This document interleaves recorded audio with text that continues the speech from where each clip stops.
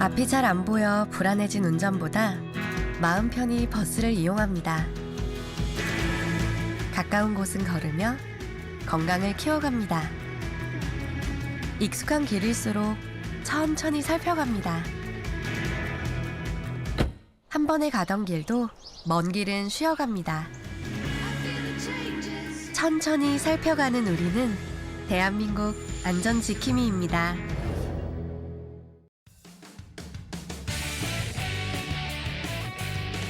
고령 운전자 500만 명 시대, 덩달아 고령 운전자 사고도 빠른 속도로 증가하며 사회적 문제로 떠오르고 있는데요.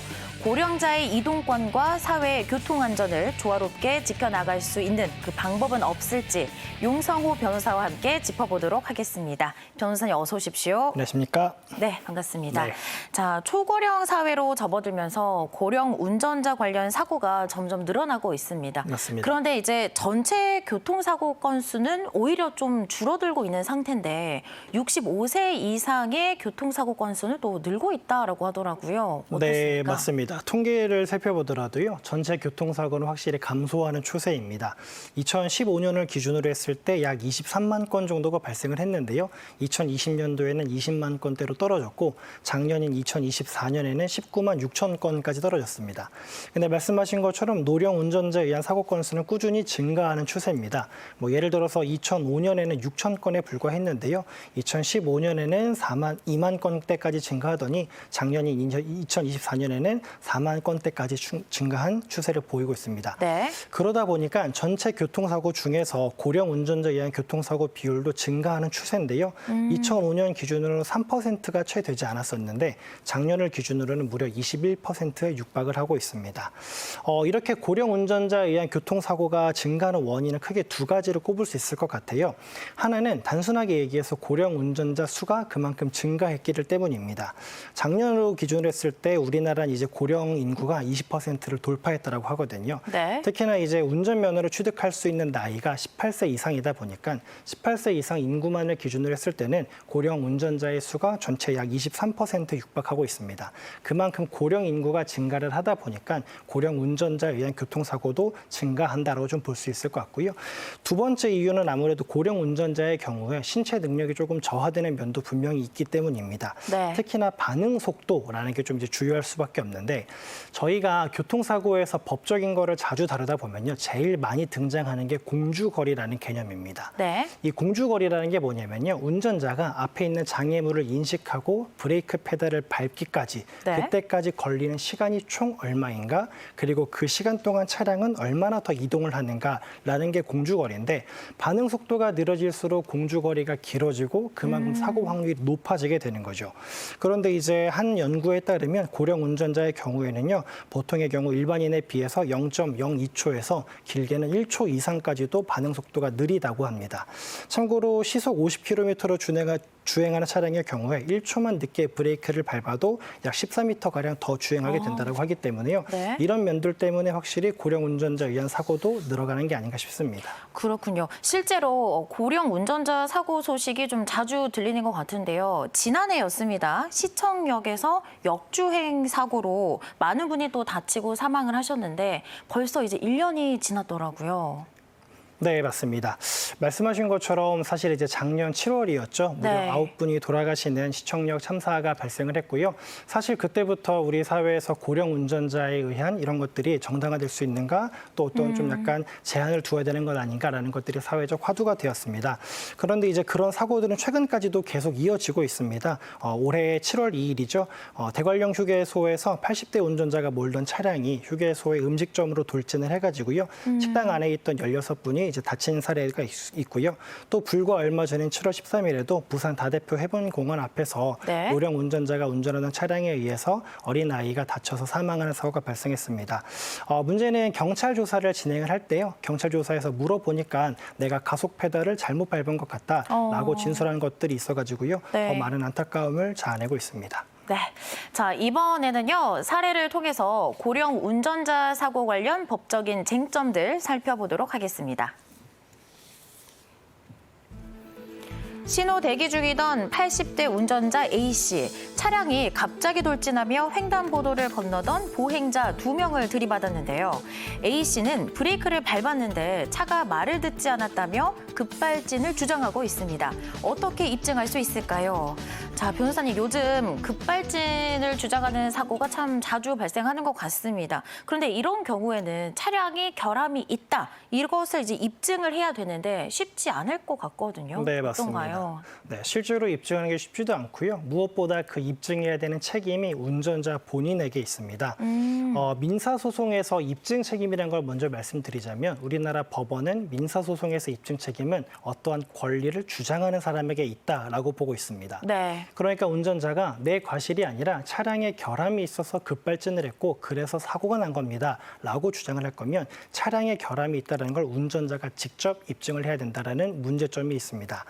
간혹 법률의 규정이나 법원의 해석에 따라서 입증 책임이라는 게 바뀌는 경우들도 있습니다. 예를 들어서 어떤 경우에 많이 나오냐면요. 의료 사건과 같이 너무나 전문적인 분야를 가지고 사실은 일반인이 의료 사건에 있어서 어떤 의사분들의 과실을 입증하기가 어렵지 않습니까? 그럼요. 그런 경우들에 있어서는요. 간혹가다 어떤 법률의 규정이라든가 법원의 해석 판례에 따라서 입증 책임이 바뀌는 경우들도 있습니다. 하지만 급발진 사건의 경우에는 아직도 입증 책임이 전환이 되지 않고 있고요. 몇 년 전에 발생했던 사건이었죠. 강원도에서 할머니와 손자가 같이 차량을 타고 가다가 급발진 의심 사고가 있어가지고 손자가 사망하는 사건이 있었는데요. 그때 정치권에서도 이제 그 운전자가 이런 것들을 직접 입증이 너무 어렵다 보니 이제 사망한 피해자의 이름을 따서 도현이법이라고 명명을 해가지고요.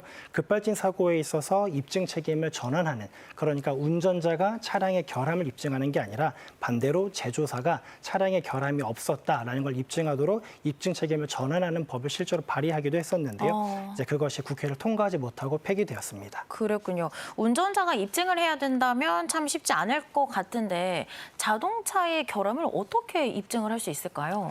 차량의 결함을 입증하는 경우는 크게 두 가지입니다. 가장 많이 쓰이는 거는요, EDR이라고 불리는 사고 기록 장치입니다. 아, 네. 네, 그 사고 기록 장치를 보면요, 우리 비행기 사고 났을 때 보면은 이제 블랙박스와 같은 영향이라고 볼 수 있을 것 같은데요.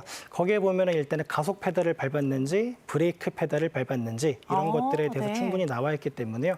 사고 당시에 운전자 입장에서는 브레이크를 밟았다라고 하는데 실제 밟은 게 맞는지 입증이 가능합니다.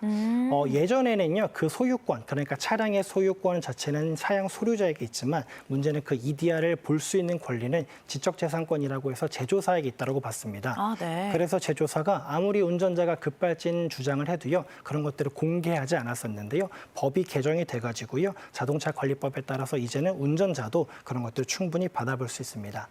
두 번째로 이제 많이 하는 것들이 이제 요즘에 설치되는 것들이죠. 차량에 이제 그 페달용 블랙박스 이런 것들을 통해서도 실제 내가 브레이크를 밟은 게 맞는지 아니면 엑셀을 밟은 것인지 입증을 되고 있습니다. 그렇군요. 근데 요즘 이제 급발진을 주장하는 사고들이 참 많은데 그 중에서도 실제로 급발진이었던 사고도 있었을까요?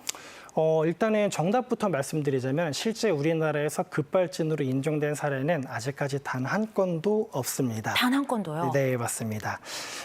아까 전에 말씀드렸던 사례인데 그 강원도에서 발생한 할머니와 손자가 차량을 같이 타고 가다가 사고가 난 사건에서 일부 언론에서 차량의 결함이 인정이 되었다, 처음이다라고 이제 기사가 있었는데요. 조금은 부정확한 보도입니다, 사실.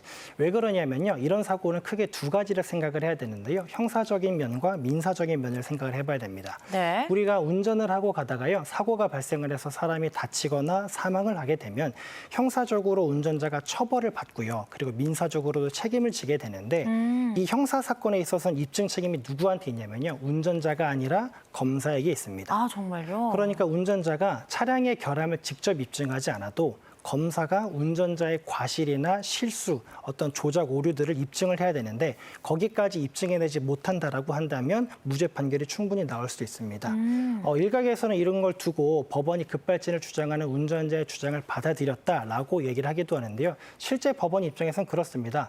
운전자가 차량 결함을 얘기를 하면서 차량에 결함이 있었다라고 주장을 하는데 실제 그게 맞는지는 정확하지 않고 입증되지 않았지만 검사 역시도 운전자의 어떤 어떤 부주의라든가 과실을 입증하지 못했기 때문에 이거는 무죄로 판단한다라는 입장일 뿐입니다. 그래서 형사 사건에 있어서 무죄가 나오는 경우는 종종 있는데요. 문제는 민사 사건에서요. 제조 결함을 인정한 사례는 지금까지 단 한 번도 없습니다. 그렇기 때문에 결론적으로 말씀드리면 차량 결함, 즉 급발진이 있었다라는 거는요. 형사 사건에서 운전자가 무죄를 받았다. 이것만으로는 불가능하고 민사 사건에서 제조사가 책임을 좀 지도록 손해배상이 인정이 되었다. 여기까지 나아가야 되는데요. 아직 우리나라에서는 그런 사례가 단 한 건도 존재하지 않습니다. 물론 운전자에게 과실이 없다고 봐서 무죄를 선고한 사례는 있습니다. 아까 말씀드린 것처럼 강원도에서 할머니와 손자가 차량을 같이 타고 가다가 네. 사고가 발생한 사건도 있었고요. 2019년 역시도 65세 여성이 편의점으로 돌진해서 편의점주가 사망하는 사건이 있었는데요. 그때 역시도 법원은 해당 사건에 있어서 무죄 판결을 선고한 사례가 있습니다. 그렇군요. 페달을 잘못 조작을 해서 사고로 이어지는 이런 사고 건수가 많아지다 보니까 페달 오조작을 좀 막는 이런 장치를 차량 내부에 설치해야 되는 거 아니냐, 뭐 이런 목소리가 커지고 있습니다. 어떻게 보시나요? 네, 저도 도입 필요성은 당연히 충분히 있다라고 봅니다. 일단은 급발진, 그러니까 차량 결함을 주장하는 그 의심 사고가 매년 증가하는 추세입니다.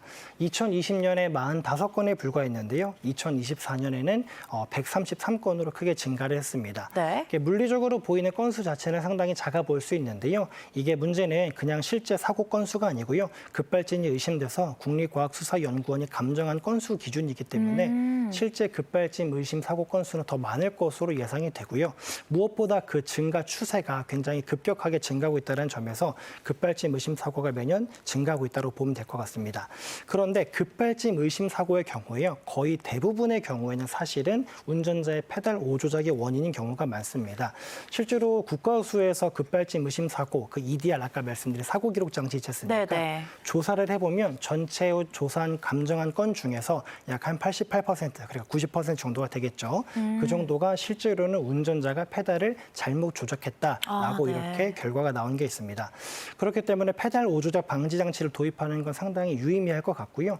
이렇게 하는 경우에는 페달 오조작으로 인한 교통사고를 충분히 예방할 수 있고, 그리고 사실은 급발진 의심 사고 발생했을 때 차량 결함을 입증하는 데에도 활용할 수 있을 것으로 보입니다. 일본의 경우에는요, 실제로 지난 2012년부터 페달 오조작 방지 장치를 상용화하고 있고요. 네. 2023년 이후 출시된 차량의 경우에는 무려 90% 이상이 페달 오조작 방지 장치가 설치되어 있다고 합니다. 그리고 2028년도부터는요, 판매되는 모든 승용차에는 페달 오조작 방지 장치를 의무화하도록 되어 있다고 합니다.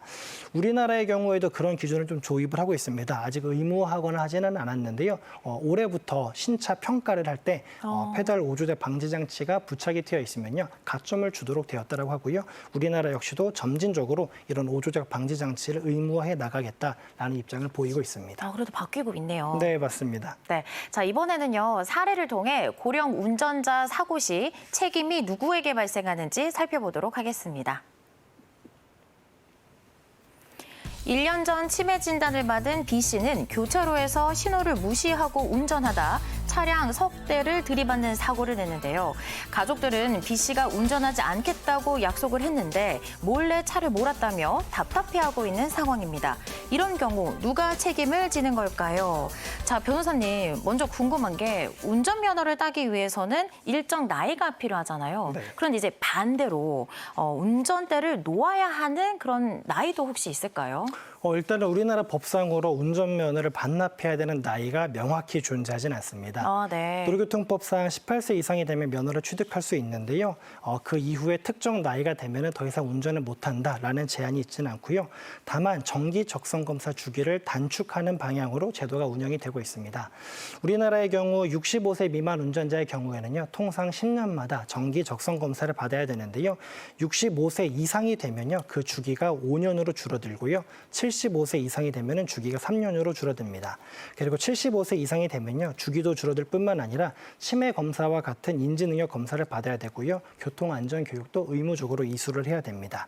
결국 어떤 나이 자체를 기준으로 해가지고 운전을 못한다 이런 건 없지만요. 네. 어떤 정기 교육에 조금 더 이제 간소화라든가 어떤 장기 정리화 이런 것들을 통해서 현재 통제를 해가고 있는 상황입니다. 그렇군요. 주기적으로 정기 적성 검사를 받으면 이제 가능한 거네요. 맞습니다. 그런데 이제 운전면허를 자진으로 반납을 하면 특정 혜택이 또 있다고 하더라고요. 네, 맞습니다. 그 고령 운전자 운전면허증 자진 반납 제도라고 하는데요. 고령 운전자가 운전면허증을 스스로 반납하면요, 지자체별로 10에서 30만 원 정도의 선불 교통카드 등을 지급을 하고 있습니다. 예를 들어 서울시의 경우에는 70세 운전자가 운전면허를 자진 반납하는 경우에는요, 네. 20만 원이 충전된 선불 교통카드를 지급하고 있고요. 특히나 강남구의 경우에는 자체적으로 30만 원을 추가로 지급을 하고 있습니다.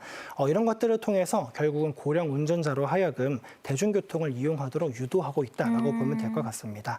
가까운 행정복지센터라든가 경찰서 방문하셔가지고 반납할 수 있다라고 합니다. 네, 뭐 본인 스스로 더 이상 운전하기 어려운 상태다라고 판단이 된다면 자진 반납 제도를 이제 이용하시면 참 좋을 것 같은데, 근데 또 고령이지만 아직도 운전을 하셔야 하고 또 하실 수 있다면 나와 또 타인을 위해서 이런 교육을 한번 들어보시면 좋을 것 같은데요. 이런 경우에도 혹시 받을 수 있는 혜택이 있을까요?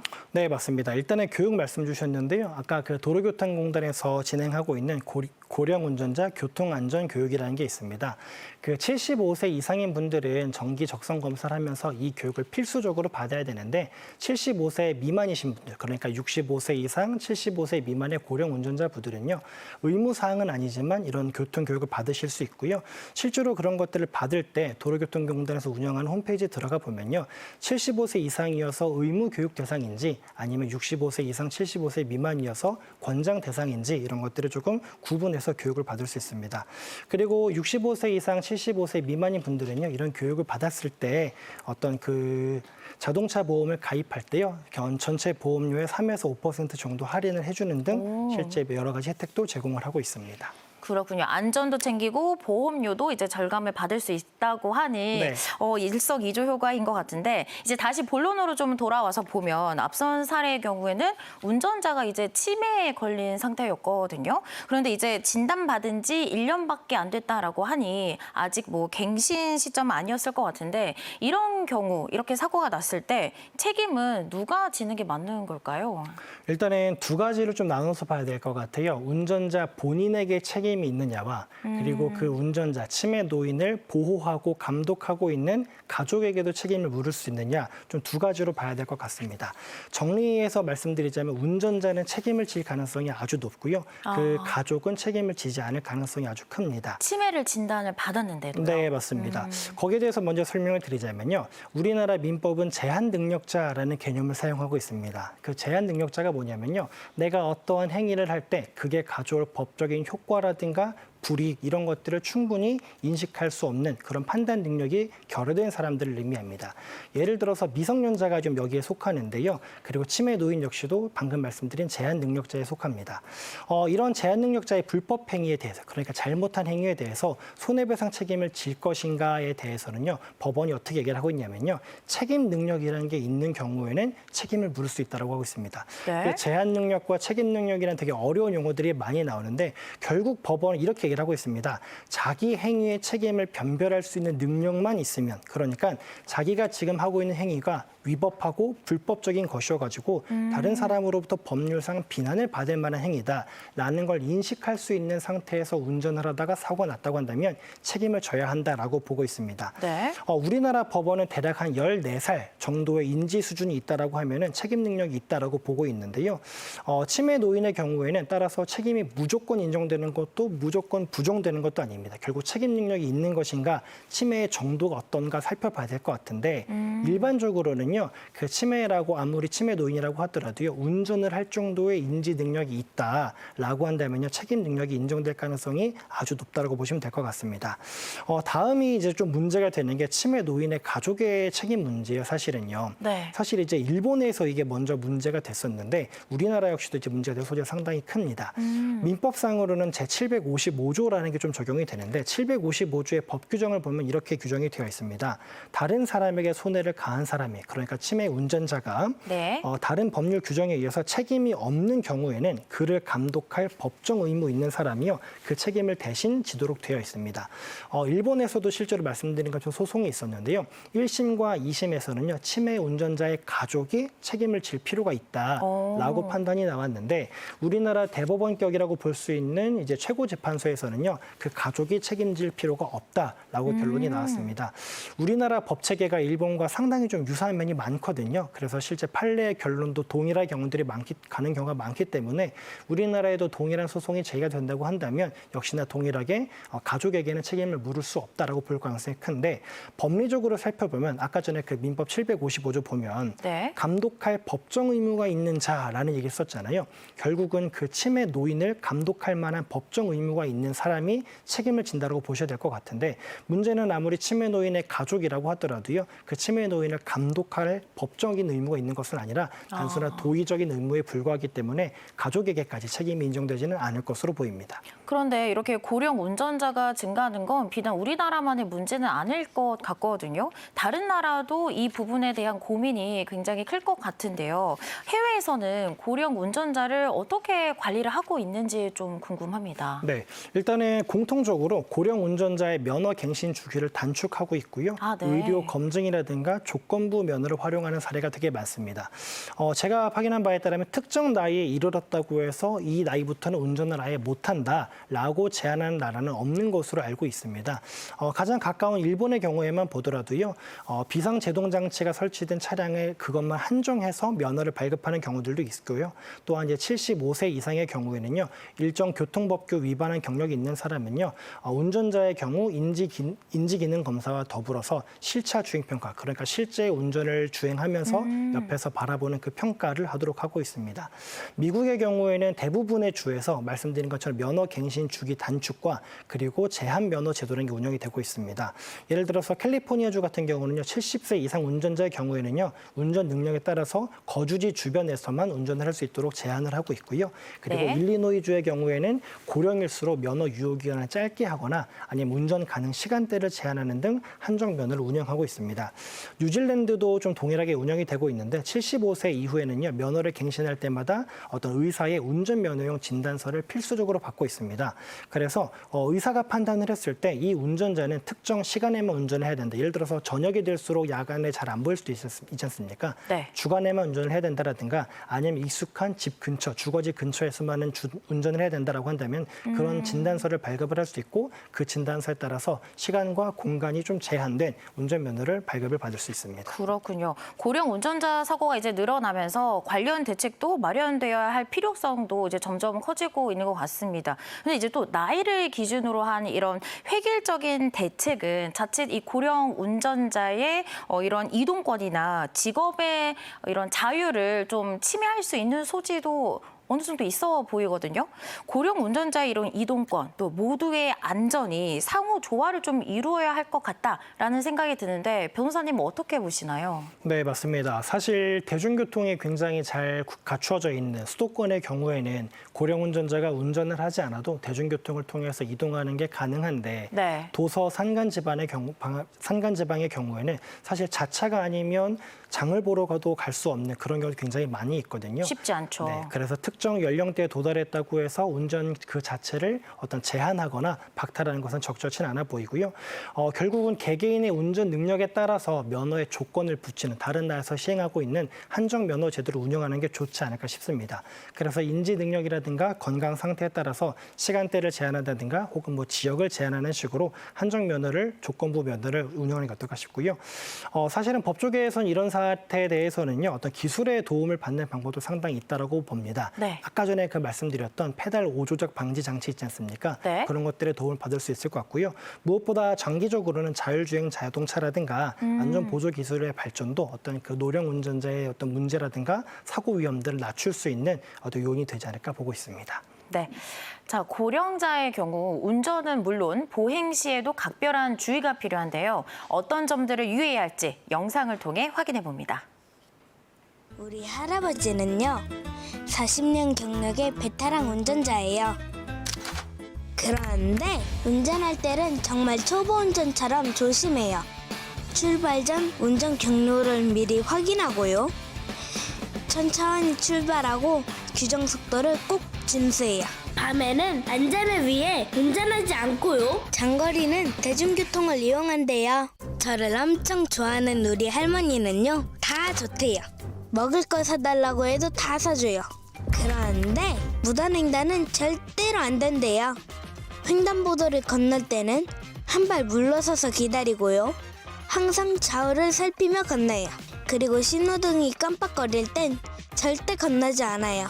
우리 할머니, 할아버지 정말 멋지죠? 저와 함께 오래오래 행복할 수 있도록 배려해주세요. 고령자의 교통안전. 모두가 지킬 때 모두의 행복이 됩니다. 작은 습관이 큰 사고를 막을 수 있습니다. 고령 운전자 교통사고가 늘고 있는 만큼 안전 운전에 대한 경각심 잊지 마시기 바랍니다. 지금까지 용성호 변호사와 함께했습니다. 오늘 말씀 고맙습니다.